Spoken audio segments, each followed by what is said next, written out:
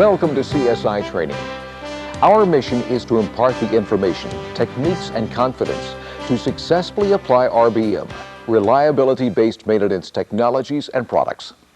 Thank you for joining the thousands who have recognized and selected CSI Training as the world leader for quality instructional products.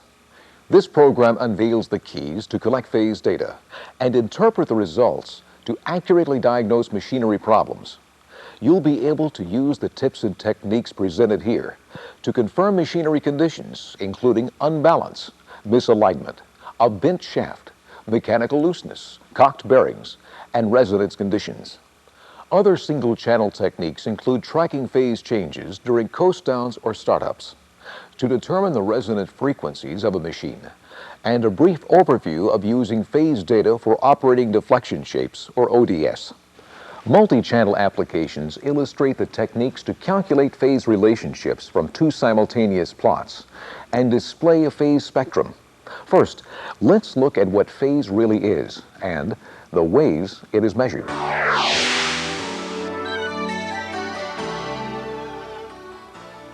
Phase can be defined as the relationship between two events and is usually measured in degrees.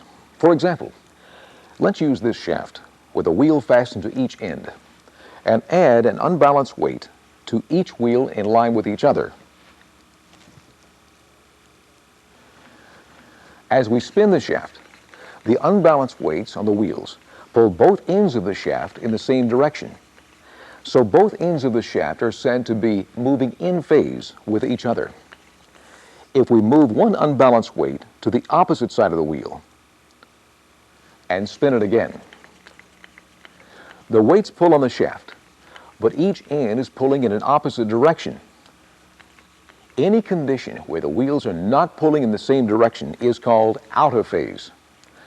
In this particular case, they're pulling exactly opposite, or 180 degrees out of phase. If we can mount a sensor at each end of the shaft to monitor the shaft's motion over time, they would record a trace of the shaft's unbalance.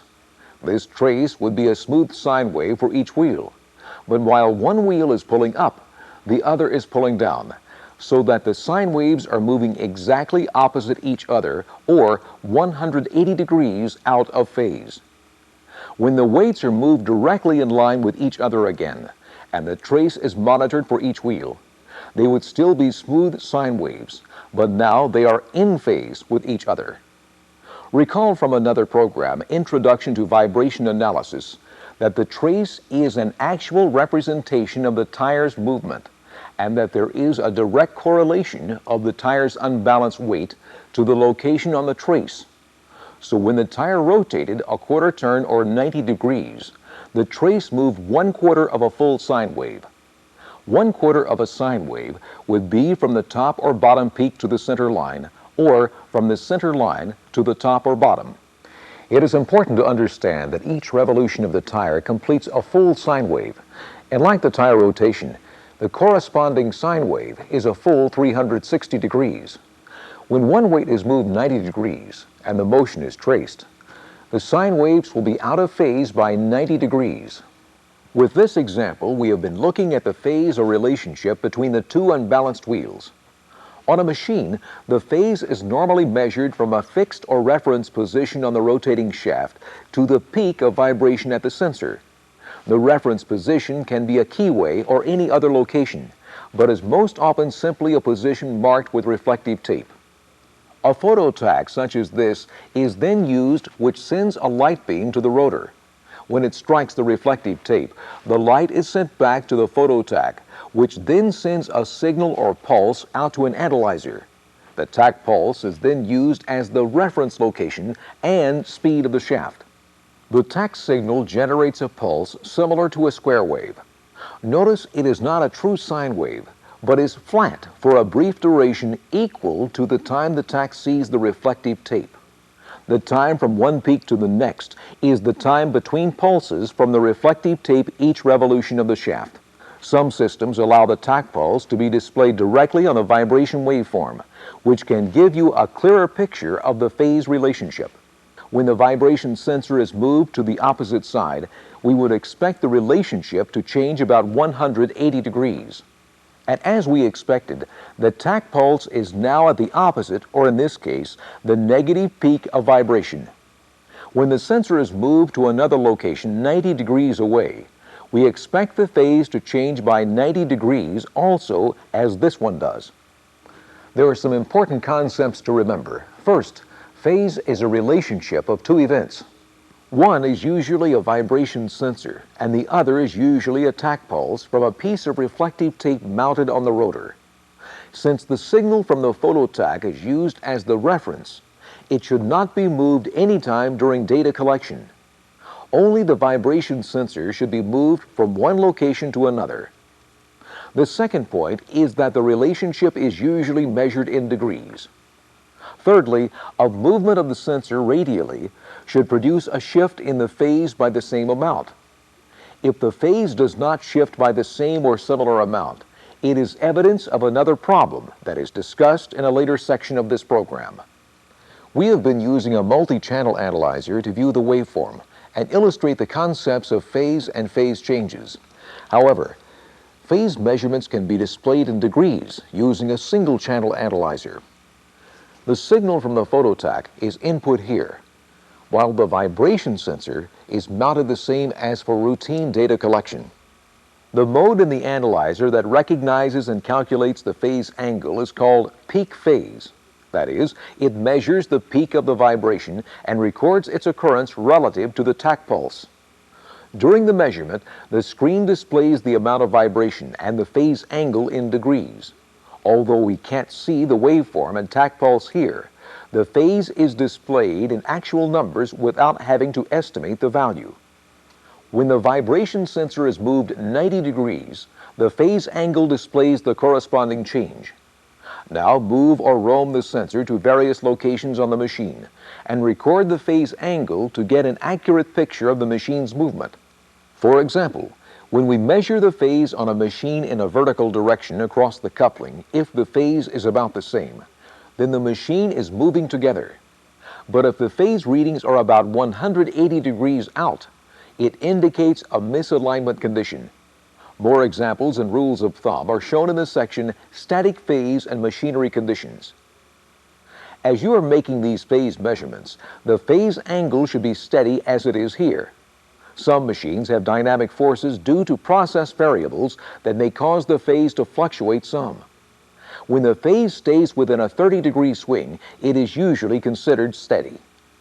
However, another cause of an unsteady phase is the presence of other energy being included in the measurement. View the spectrum to ensure there are no peaks close to the 1 times peak, because they may interfere with the measurement. The phase measurements use the tach pulse as the reference frequency and only monitor the vibration in a narrow band around the tach pulse frequency. On this belt-driven fan, there are at least 2 frequencies that could be close to the motor speed.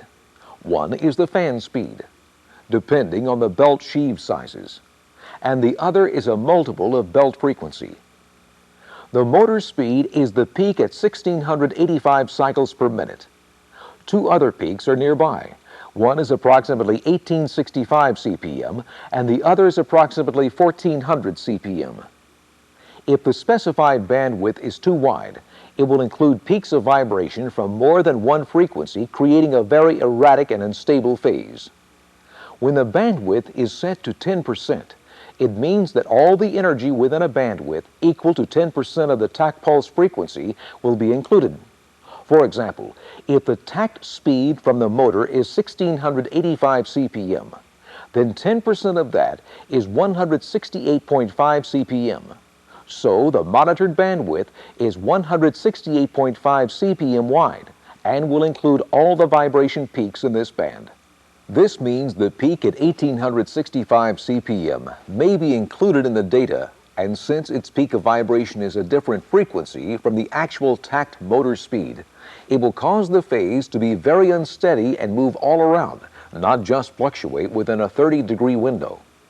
Reducing the bandwidth to include only the peak equal to the tach speed stabilizes the phase reading and provides a better picture of the machine's movement. Sometimes the phase may still fluctuate in a 30-degree window, and may be unacceptable in applications such as balancing that require a precise phase reading. This fluctuating phase reading can be averaged for a few minutes until it is steady. However, for normal phase readings, the averager should be turned off to see the instantaneous phase angle. Since the phase angle tells the direction of movement, it can be displayed as a vector when it is coupled with the amount of movement. A vector is a graphical representation of amount and direction. Some analyzers have the capability of graphically displaying the vector. The display can show the instantaneous phase, the average phase, as well as the limits of its movement. This provides a good picture of the movement as the vibration sensor is moved from one measurement location to another. We have shown the usefulness of these measurements and how they are a relationship between two events. However, you need to know that there are two methods or conventions in industry for calculating phase. One convention uses the tach pulse as the reference point and begins counting the angle as the rotor turns, 10, 20, 30 degrees and so on around the rotor to the peak of vibration.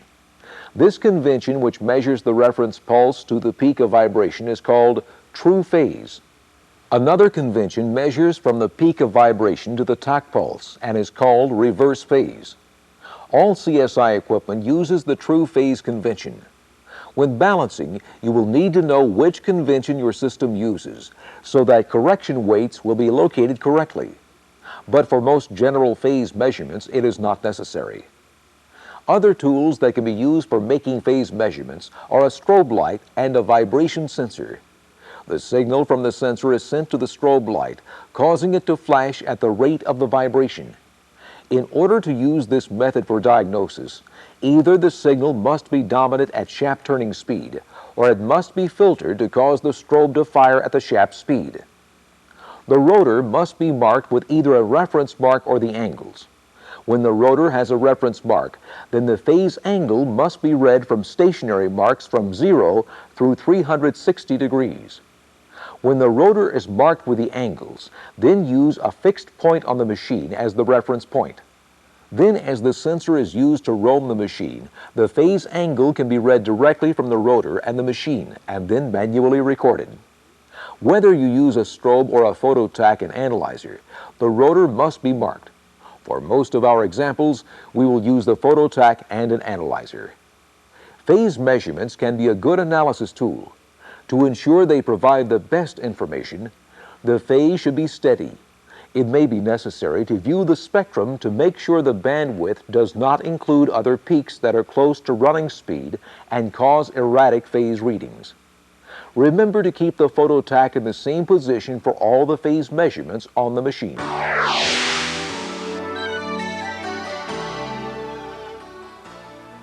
Phase analysis can be used for two specific operating conditions. One is a static condition. That is, the machine is operating in a steady state with only small fluctuations in speed and load. The other is a transient condition. That is, the machine is changing in either speed or load. The most common transient application is during a startup or coast down. But here, we will use static phase measurements to diagnose machinery conditions such as unbalance, misalignment, bent shafts and cock bearings, mechanical looseness, resonance, as well as a brief overview of operating deflection shapes. There are 6 radial and 6 axial phase comparisons used in diagnosing machinery conditions. The radial comparisons are horizontal to horizontal for each component, vertical to vertical for each component, horizontal to horizontal across the coupling, and vertical to vertical across the coupling. The axial comparisons are from component to component across the coupling, end to end of each component, and side to side for each component. Because there are so many variables, it is sometimes easier to understand the machine's movement when the phase angles are recorded on a sketch of the machine.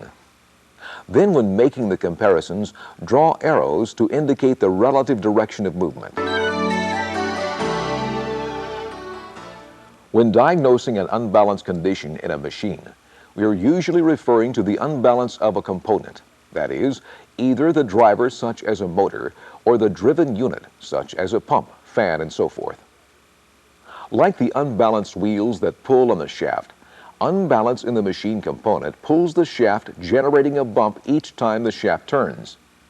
This type of unbalance produces movement in the same direction along the shaft. Therefore, phase readings in the vertical direction from one end of the component to the other will be in phase. The horizontal readings on the component should also be in phase. And axial readings across the coupling should be in phase. As a rule of thumb, when diagnosing machinery conditions, most actual machinery phase measurements will not be exactly in phase or exactly out of phase, but should be within 30 degrees. Phase measurements from the horizontal to the vertical position at the same bearing location should shift 90 degrees, since the sensor is moved 90 degrees. These conditions are typical of a static unbalance condition. Static unbalance is a condition when the rotor is unbalanced, so that when it is at rest in a frictionless bearing, the heavy spot will swing to the bottom. Another type of unbalance may actually be statically balanced, so that the rotor will stay in any position when it is at rest, but when it is spinning, it exhibits unbalance. This is because each end of the rotor is unbalanced. The unbalance amount is the same at each end, but in opposite directions, so that the rotor is balanced while it is still. When the rotor is spinning, centrifugal force causes the unbalanced weights to pull on the rotor.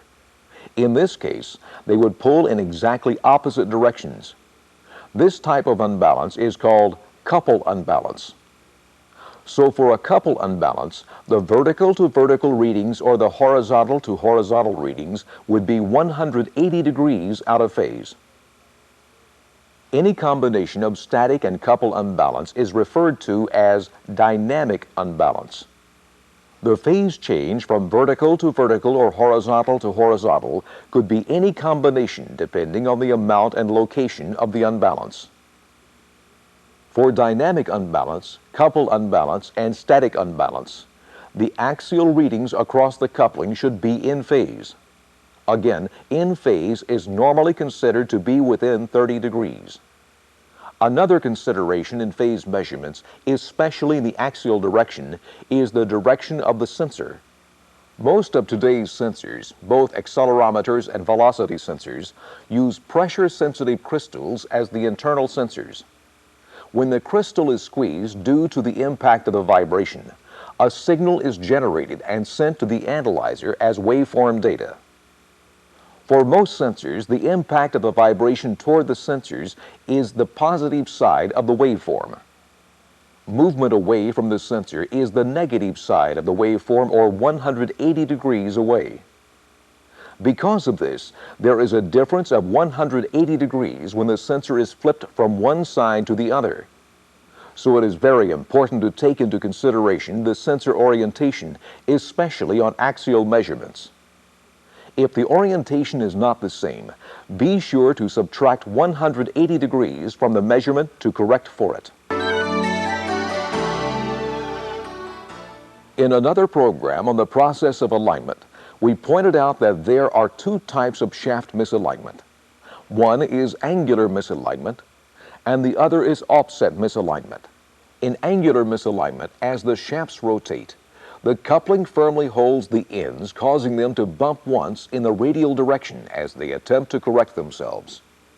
The rotation forces the shafts to push away from each other in the axial direction. Because of this, phase readings in the vertical or horizontal direction from one end to the other will be 180 degrees out of phase. Across the coupling, there is no phase shift in the horizontal or vertical direction. However, in the axial direction, there is a 180-degree change across the coupling. Remember to account for the direction of the sensor for these axial readings. When shafts have an offset misalignment condition, the coupling pulls one shaft one direction, and the other shaft the other direction radially, forcing them to match up. This condition produces a 180-degree phase shift across the coupling in the vertical or horizontal directions. The axial readings across the coupling are in phase. Because the coupling is pulling on the shaft, the feet closest to the coupling act as a pivot point. The location of the feet relative to the measurement point Then affect the vertical or horizontal readings across the couplings so that they may be in phase or out of phase. In all these alignment measurements, be sure to allow a 30-degree difference for determining in phase and out of phase conditions. Bent shafts and cocked bearings can have the same phase characteristics under certain conditions and therefore may be difficult to differentiate